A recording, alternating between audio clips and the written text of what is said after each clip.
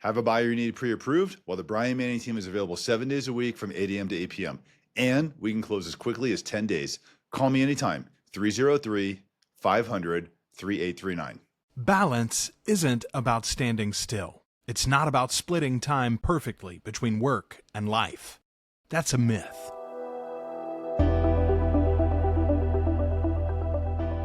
Real balance is momentum. It's knowing when to lean in, when to step back, and how to stay in control when everything is moving fast. Brian Manning built his success by rejecting the outdated idea of balance and embracing something better, alignment. The ability to go all in on big goals without losing what matters most. This is Balance in Motion, a new way of thinking, a new way of living. Because the people who achieve the most aren't looking for balance. They're mastering the flow. Let's get into it. Welcome back to our Balance in Motion podcast. Today, I'm super excited to be here today with our guest, Michael Regan. Michael Regan's a leadership and performance coach with Building Champions. In 2007, he actually read Daniel's book and became a client of Building Champions. And then 2013, I believe he went full time and shifted his career around to actually be a coach with Building Champions. Getting ready for this podcast, I did some research and actually saw you have your bachelor's degree in broadcasting from Arizona State. I will admit that may be a little intimidating in the beginning because maybe you should be the one producing this podcast, not me. So I'm open for ideas and scrutiny as you go through this. Michael has a beautiful wife, 3 amazing kids. Michael's just probably one of the most amazing people you could ever spend time with. He's just thoughtful, caring, loving. I just the time I spent with him has been phenomenal. Full transparency, Michael was my coach as well as how we met through Building Champions. So I actually spent a lot of really great time with him. He's been very impactful for myself and in our business. And because of that, I'm beyond excited to be here with you today. So Michael, welcome. And thank you so much for your time. It's so great to be here with you today. Brian, that was such a great intro. I'm tempted to say thank you very much. Good night. I mean, wow, that's an excellent setup. It's exciting to be with you. Obviously, I've continued to follow your journey in the time since we've been talking on a more regular basis. And what's really fun for me is you just have this thirst for life. You are just such a vivacious liver. Back when we were working together, I remember your passion was around being able to take off and really leave, and not just leave, work to take a break, like go get on a dirt bike halfway around the world with Amber and go have fun. So your stories are equally inspiring to me. So how about if this whole podcast things work out, we trade places and I'll bring you on the Building Bigger Lives podcast and we'll do a trade. That'd be great. I love it. I'm in. That sounds great. Thank you so much. Deal. I always like to start by asking in the beginning, I just love to learn about your journey. Like I said, we worked together Building Champions, but in the beginning, I like to learn before LinkedIn, before accolades, before Building Champions, what was your journey before? How did you get into this? Who was your mentors? How did they impact you in your life? And maybe you even still have mentors now that are impactful. So I'd love to just learn about that to start. Yeah, happy to share some backstory. I mean, you touched on a couple of anchor points, so I'll use those as our point to lift from. I mean, that degree in broadcast journalism wasn't just a place to get a degree and move along. I genuinely thought back in 1990 that I wanted to be full time in radio and in television, and had really strong aspirations. It was a visit that spring to the NBC studios in Burbank, where I got to see the facade of what was television news at that time. Today we hear this term fake news, and I won't get into who might like to promote that idea, but I saw the fakery of producing the news. I saw how non-genuine it really was, and it bothered me. I don't know why, Brian. My spirit couldn't get excited about it, and I really called with some lament, calling my parents to say, I know we just invested 4 years in me being able to get this degree, but I don't want to do this. That's not the world I want to live in. I want to be an authentic person. I want genuinely help people. And I thought journalism was about telling the real story. What I found out, it was about promoting agendas. And this goes all the way back to 1990. So this idea has been a long time coming. But somewhere deep inside of me was always this desire to be able to do something like this. So this is a really fun outlet for me. But along the way, I got into sales and quickly learned that I was really good in using some of those communication experiences and training as a sales professional. And I rose pretty quickly in a manufacturing business that I ended up running for about 15 years. We made acoustical panels, which is a product you would find in a movie theater. If you go in the cinema and you'll see the sidewalls, that's what keeps your sound from bouncing all over the place in a surround sound system. And as exciting as that is, Brian, it was a lender, a good friend of mine, who was helping me refinance an investment property I had back in the year 2001. And he said, "Do you really want the legacy of your career to be you helped people's movies sound better?" And it was a great, confrontation, a loving one, but nonetheless one that made me think. And over the course of another year or two of those conversations, he began to promote the idea that a lot of the skills I had developed as an entrepreneur running this business would translate very well in me helping homeowners who were trying to figure out a much bigger financial picture. So that was how the journey shifted from this manufacturing business I was running to ultimately joining him as a mortgage lender. And I figured out along the way that some of those experiences translated as well. Because loan production, once you get into a certain amount of volume, requires a production process. You really do need to define it. I've heard you talk a lot about it in some of the clips I've followed online. You're really great at promoting the idea of consistency and people knowing what to expect. I think you even said on a recent clip, hey, if somebody's calling us, we've already made a mistake. Like, that means we dropped the ball in our process. I love hearing that because that was kind of my mindset as well in developing our team. We built a really great team. I won't sit here and walk you through, the year by year accolades, other than at some point I got a little over my skis. You mentioned I was raising, Lori and I were raising 3 young kids. I'm running, I'm still overseeing the manufacturing business as I'm also running this mortgage business. And at some point I realized if I don't get some help, I'm going to end up making a decision that has a real catastrophic impact on the quality of my life. So a coach became a really good solution. You mentioned Daniel Harkavy from Building Champions. I heard him at a sales mastery event, and much like the old Sesame Street song we remember as kids, the one of these things is not like the other.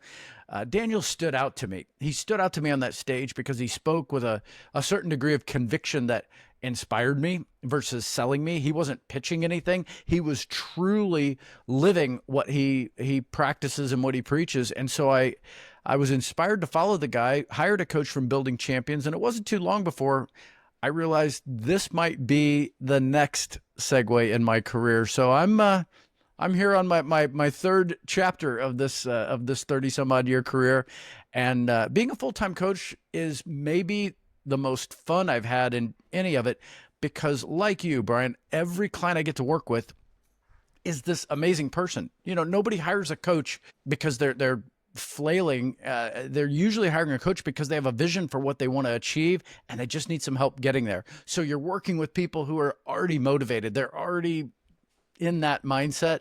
I won't ramble on other than to tell you that's how I became a full-time coach. And you're right. For the last 12 years, I've been helping, 50 to 60 people a year running. So you could do the math. It's a lot of hours. It's a lot of fun. And I couldn't be happier. That's amazing. I only met Daniel one time at one of the Building Champions events. The best way I could describe him when I met him was Yoda. He just had this like calming presence to him. When I spoke, I never saw anyone speak so confidently and genuinely and calm to a group of people, very deliberate in the speech, but not in a bad way, not a nervous, rushed presentation. So I could definitely see how you were drawn to him and what he's doing there, because it's pretty amazing what he has going on. Yeah, it's a really great description too, that calm he has. There's a fine line with people between confidence and arrogance. And the key is you don't want to cross it. Well, I guess some people do, but I don't. I want to remain calm and confident so that people know, hey, I can trust this person. I can follow this person. That's the real definition of a leader. At the end of the day, we can come up with all these amazing and inspiring things to say, but let's just boil it down to the brass tacks. A leader is somebody who people want to follow. there's a following behind them. If you've got people who want to follow you, welcome. You're a leader. It's time to step up. Daniel has people who want to follow him. He's a great leader. I'm proud to represent our brand, 12 years running, and yeah, couldn't be happier because it really has allowed me to get a lot deeper in the housing industry than I ever was when I was putting my hands on 1003s. It's not to say that I didn't learn some amazing things doing that, but the diversity of people I get to work with across the country, across platforms, I'm blessed, man. I love it. I love it. Was there a pivotal moment when you realized that leadership was, really, and personal growth were more than just buzzwords? Because I feel like there was a time where they were just buzzwords and that, they were actually real work. I can tell you from running a team that originating loans is the easy part. Leadership is the hardest of all. Hands down, is the hardest of all. You're triggering a thought that I haven't said in a while because, it's funny now in a world in 2025, the way in which we approach building a team looks a lot different than it did 10 years ago. 10 years ago, it was a very human-centric process. Today, we have tools, technologies, sometimes even AI, things that can help fill some gaps. But, I remember 10 years ago saying to people, they'd come to me and say, hey, can you help me? I want to grow my business to this level, which means I need to hire a team, but I've never really managed people before, and I don't really know how to do this. I don't know how to lead. Can you help me? And the first thing I'd say to them is, you better really love working with people, because this will be all about dealing with drama, dealing with people whose style is different than yours. And by the way, those aren't all horrible things, although I don't know too many people who love drama. But we know that we need people that have different styles to fill these different roles, and yet that's where the tension points lie when things maybe get a little tight. And so you're dead on. If you don't really love working with people, I tell them just skip it. Don't build the team. Just stay a solo artist, because it's the hardest part. The loan application, the credit review, even dealing with clients and partners, that's a joy. Dealing with teammates is a blessing, and it can be a wonderful thing, but it's really hard work. So you better be ready to do the really hard work if you want to build a team. I couldn't agree with you more.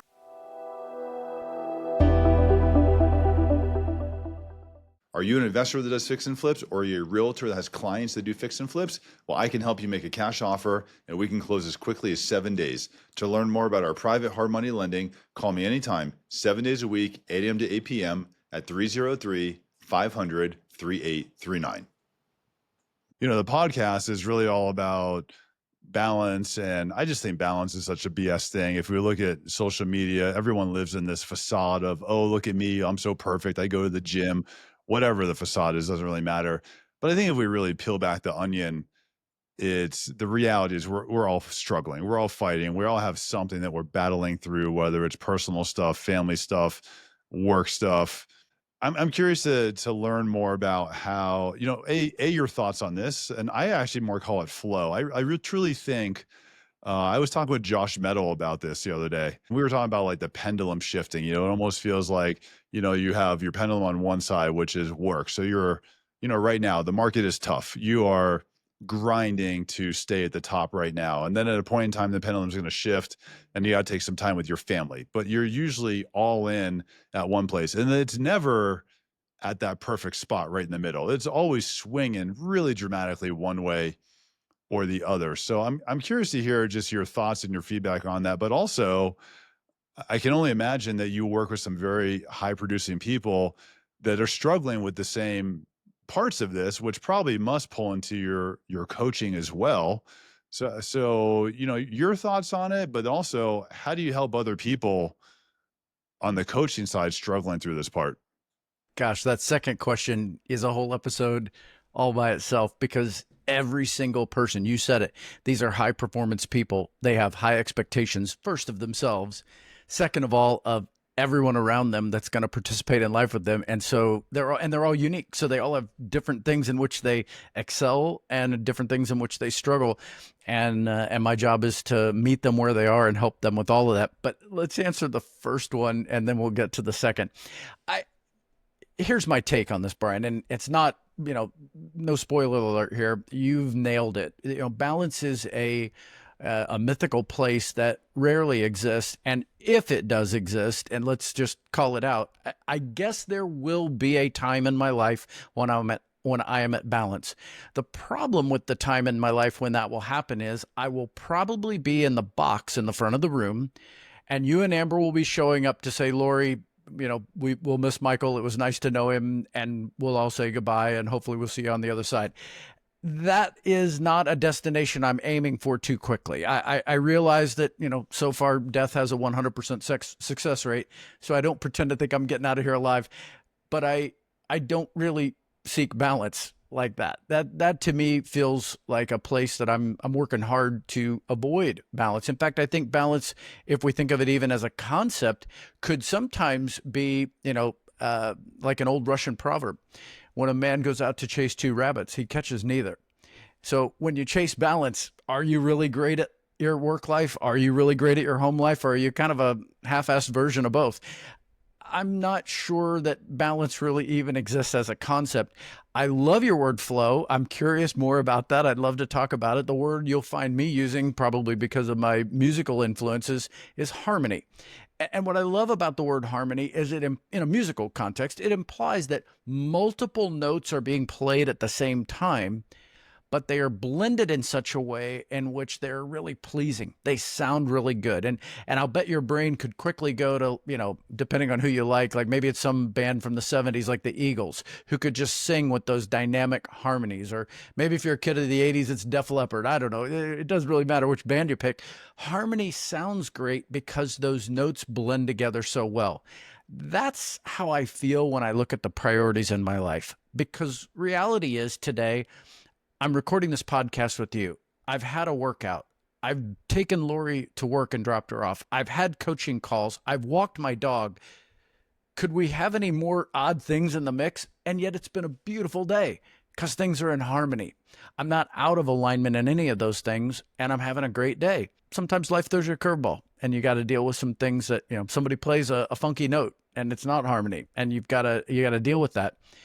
But that's what I think is more appealing to me. It's more attractive to me, is what you're calling flow and I'm calling harmony. Is how do we get to that place where we're working with life and not just always in this tension of trying to find balance? Yeah. How much of the harmony weighs from your communication with Lori? Well, that's a really great question. We have a great style, and every relationship has its strengths and weaknesses. Lori and I, if you were to give us a business to start, we'd be great business partners. We really do have great harmony in the way that we communicate from an operational standpoint. If we were looking at a disc profile, you'd say we both, have enough high C in the mix to get things done, that we're really skilled at this. So we have a lot of harmony in our communication around things. Like if I come home and say to my wife tonight, hey, let's pull out our laptops, look at our calendars, and do some planning. I mean, somebody else would say my wife would hate that. My wife would love that. That would be, speaking her love language. If I said to her, hey, let's just sit on the couch, hold hands, and watch a TV show, she'd be anxious. She'd feel like, oh, I don't like sitting. Can we at least walk the dog? Can we do something that feels productive? I know my wife's love language. Thankfully, I'm 33 years in, married to someone who I will be pursuing until I can't run anymore. But I think you've nailed a really important part, because if I don't have harmony with Lori, hard to have harmony with my kids, hard to have harmony with my health, hard to have harmony in your finances. I mean, think of how many relationships struggle over finances. I can't think of too many arguments Lori and I have ever had over money. If we have any arguments over finances, it's who's in control of the details when it comes to bill paying or balancing the accounts. Nerd alert, like that's where we live. And we have to find harmony in that too. But yeah, you're right. If you've got a spouse, I watch you, Brian, you and Amber seem to have the same thing. You're up at dark 30, climbing a mountain in Colorado, and yet still available for pre-approvals the rest of the day. You've figured that out as well. You've figured out how to have harmony both with your companion and with your customers. It's a good thing to watch. As we already know, life is hard, and your harmony is always being stretched and tested. But when you can have that communication with your spouse, and you might have to come home one day and say, hey, the market is really freaking hard right now. I need to go to work for the next year. I'm going to give you some time, but I need space for a year to support our family. And if you have that right relationship and they respect that, yeah, your pendulum might shift really drastic to one side, But if you're on the same page and you're fighting the same fight, it works. I just sometimes I wonder if people don't have that level of communication with their spouse, and in their mind they're like, I'm going to go grind for a year. They've never conveyed that, and now you got this friction at home, and there is no harmony. When there's friction at home, there is no harmony. That's for sure. I can name that year. I know exactly when that was. Actually, it's happened a few times over 33 years, but the one that came to mind first was 2009. I mean, we all dealt with the shell shock of 2008 of, okay, I've got to reinvent because I'm not running away. I'm not quitting on my customers. I'm not quitting on my family. I'm going to find a way through this. If I'm being 100% honest, Brian, I don't think in 2007 I knew what an FHA loan was. I mean, I'd heard of one before, but I'd never actually tried to write one. In 2009, my team and I, closed over 100 of them because we had to reinvent. And I remember having to tell Lori, I'm going to be working with first-time home buyers. These folks are going to need a lot more patience in my delivery because they have questions, and I'm not going to railroad them. I'm actually going to demonstrate care for them, which means it's going to take a little more time, which means they're going to need to meet me after work because they don't have the luxury of, oh, meet me at 2 in the afternoon. These are folks that have to work till 5 and then they can meet, which means I'm going to need to be available to them. I remember those conversations, and boy, you were right, because 2009, my kids were all small. Our family dynamic was difficult with my in-laws. My wife could have said, no, your plan doesn't work for me. But thankfully I had a spouse who said, I understand. We're all in this fight together. You go make that happen. I'll go make this happen, and I'll meet you on the other side. And we pulled through it, and here we are. I love it. So, between your work and family, and I know that you're a very dedicated man of faith, how has kind of your flow or your harmony maybe even evolved over the years? Because, I can tell you that I've struggled with it from the beginning. And for sure, when I was younger, I had none and also had no idea how to communicate. And I think it evolves over time. Have you seen any evolution in this over time? So it's funny that you phrase it that way because I think two things are happening at the same time. Not only am I growing because I have a growth mindset, so I'm always learning. I'm always willing to try new things. I'm always willing to explore, experiment. I love an adventure. But the world around me is evolving too. I mean, at the very same time I'm moving forward, so is my wife, so are my kids, so are my teammates, so are my clients.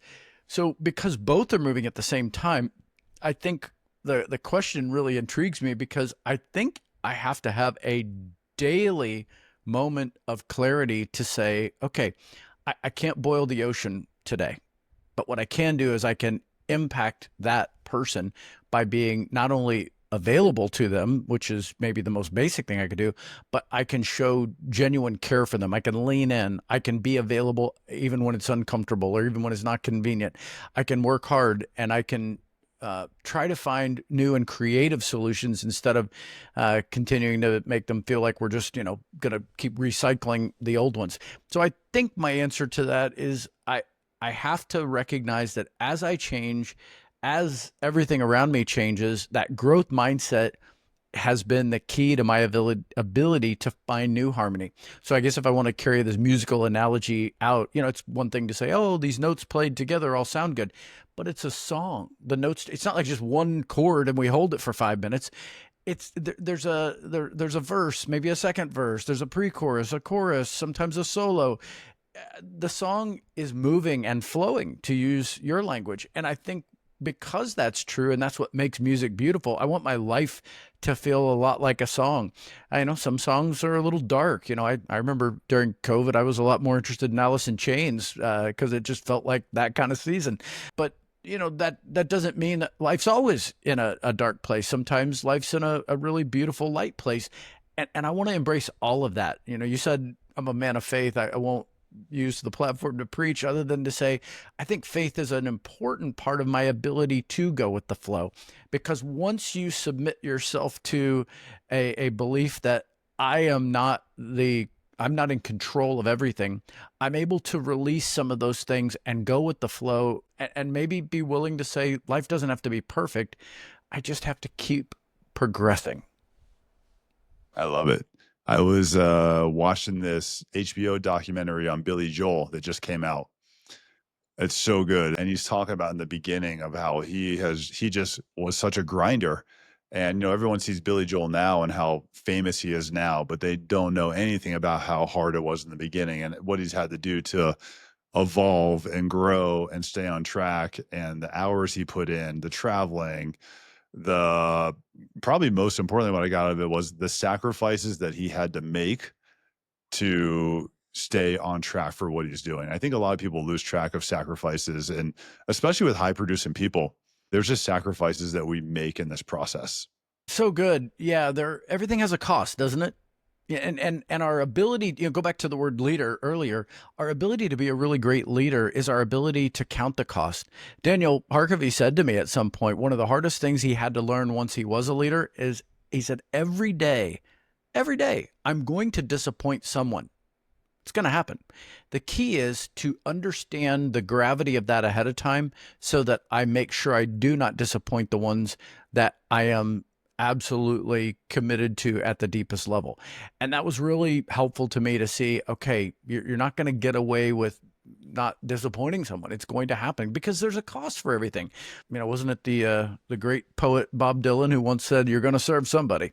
And so I think we just have to get comfortable with that. And if you can't get comfortable with that, if you somehow live in this misguided world in which you think, well, I am going to, watch me, I'm going to control it all, I guess, get ready for some high blood pressure and some stress, because life doesn't work that way. And I'm not sure that we're, I don't want to sound, a little too soft on this, but I want to live a beautiful life. I don't want my life to be a grind. I hear people say, they embrace the grind.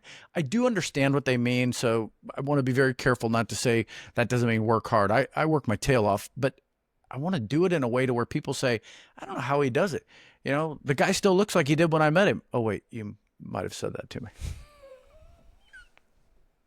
I love that. So currently, is there anything you're working on right now? Like, what are you most excited about right now?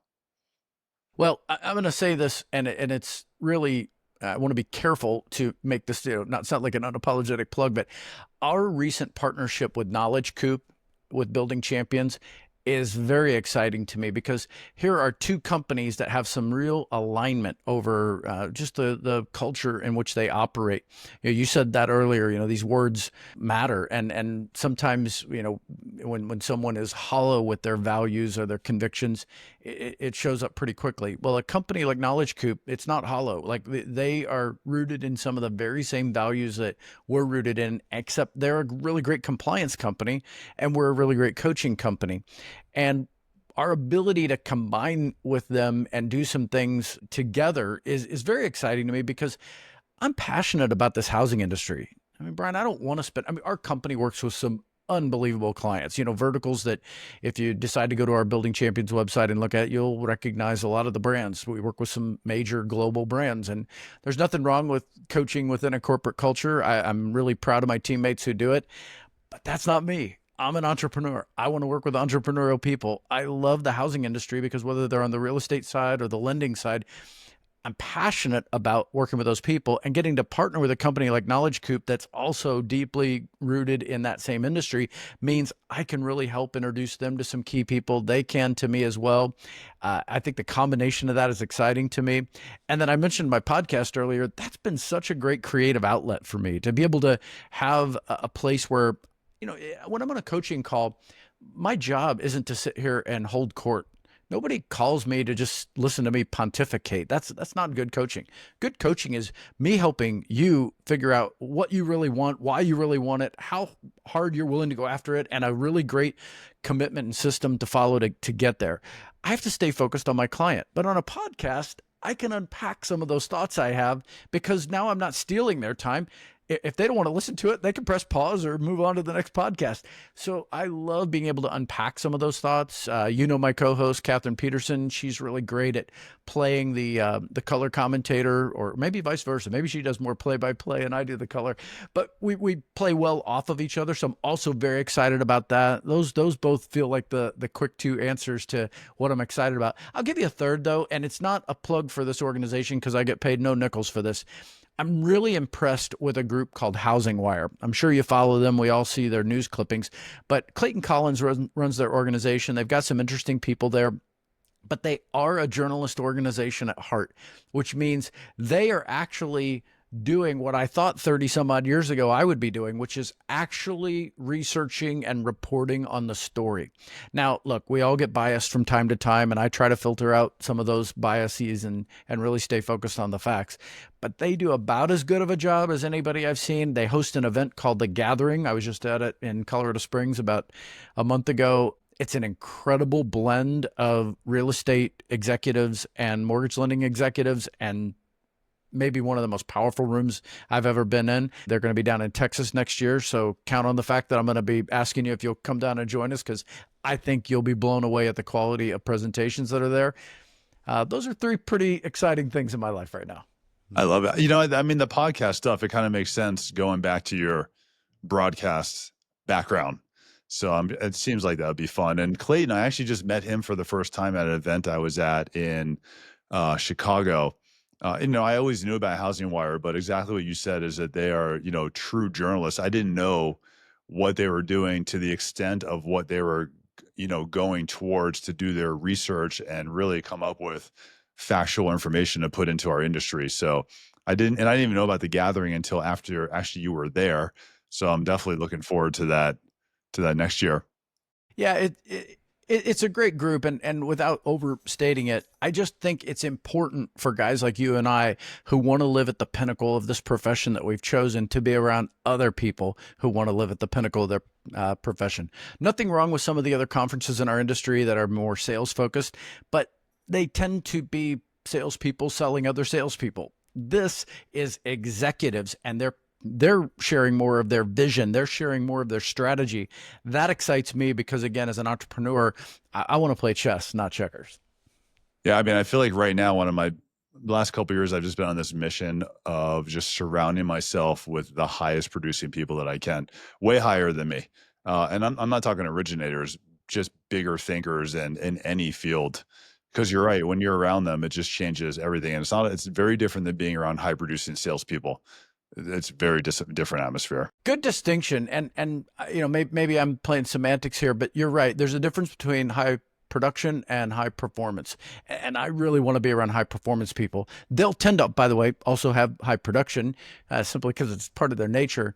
But you're right. I want to be around people who want to drink the biggest cup of life they can. That, when I think about the times that you and I have talked about some of the adventures you've been on, you may not know this, so this is a great time for us to capture it while it's being recorded so it can live on forever.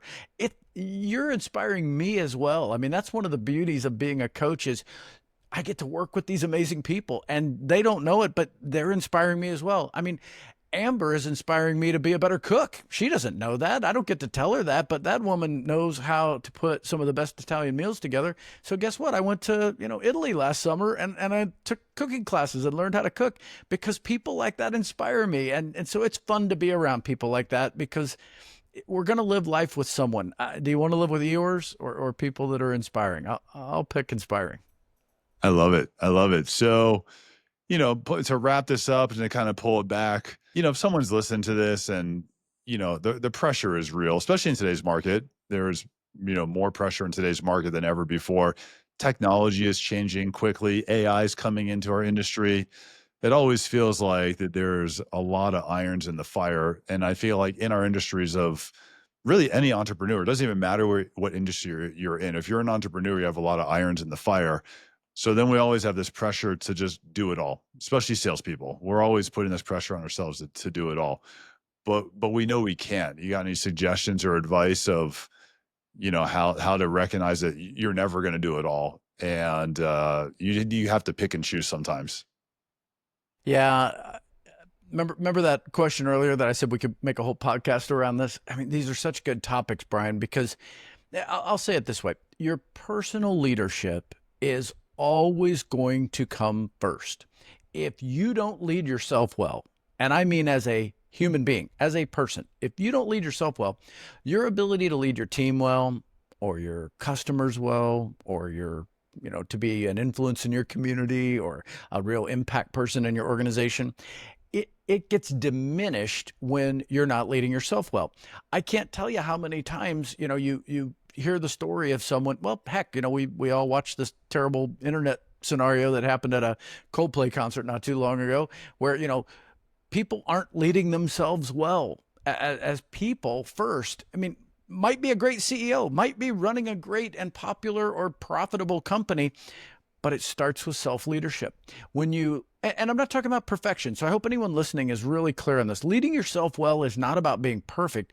It's just about taking an ownership mindset and saying, my health matters, because if I'm not healthy, I can't lead on a daily basis with the level of veracity that I need. I can't get that vivacious spirit that I need to be able to outlast my competition. I'll get too tired. I'll just get worn out. If my personal finances aren't in order, if I don't get my own house in order, pretty hard for me to coach someone through how to, borrow $500,000 and manage it really well. I don't mean, again, that I need to be debt-free and living perfectly, but the closer I can get to what I'm preaching, and that's really the key, is that I'm always moving toward a better version of myself. And so I think that's what I would encourage our listeners out there to take hold of, is don't get hung up on the idea that balance is BS, therefore just, whatever. Don't take that approach, because you have to put some effort into this life if you want to live as a high performance person. But most of the high performance people that I get to work with and that I've been able to know over the years, they wake up early, they have a plan, they execute on that plan, they're consistent with that execution, they scorecard it, they review the scorecard, they have accountability partners, they get the help they need on. And it's all the stuff, Brian. It's the life you're living. And I hope others are tuning into your podcast because you're inspiring them to say, okay, I can, embrace that atomic habit spirit. I can get 1% better. I just need to be around people that lift me up. Maybe that's the thing I'll leave you with is, when I was raising kids, I used to tell them this regularly. Look around you to your left and right. The 5 people you spend the most time with, you're going to be the average of the 5 people you spend the most time with. So just be thoughtful of that, because if they're not inspiring you to be a better version of yourself, then count on it. They're probably dragging you down. I hope all of you listening out there say, let's just be inspired to be a better version of ourselves, do the hard work, and don't make any excuses. You're going to screw it up every once in a while. That's part of harmony. Eddie Van Halen said about harmony once, every once in a while I play a wrong note. You know what I do? I play another one just so they know I meant it. That's awesome. I love it. And you're right. Look around. Who's the 5 people that you're surrounded by? Because that's everything. Well, Michael, I'm just incredibly appreciative of your time today. Thank you so much for your willingness to share. It's just been a joy to talk with you. And I can't thank you enough. Thank you so much for everything and all of your contributions into coaching and our industry, and really great talking with you today.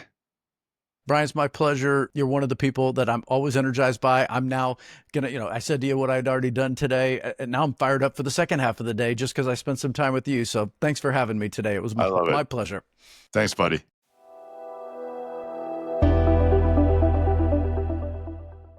For many years, I was a mortgage originator that could never break my plateau of $50 million a year in production. Well, I figured out the way to break $100 million, and I can share that with you. If you're an originator and you're struggling at that $50 million level, Intersect Coaching can help you break that and get to $100 million of production every single year. To learn more about Intersect Coaching, call me anytime, 303-500-3839.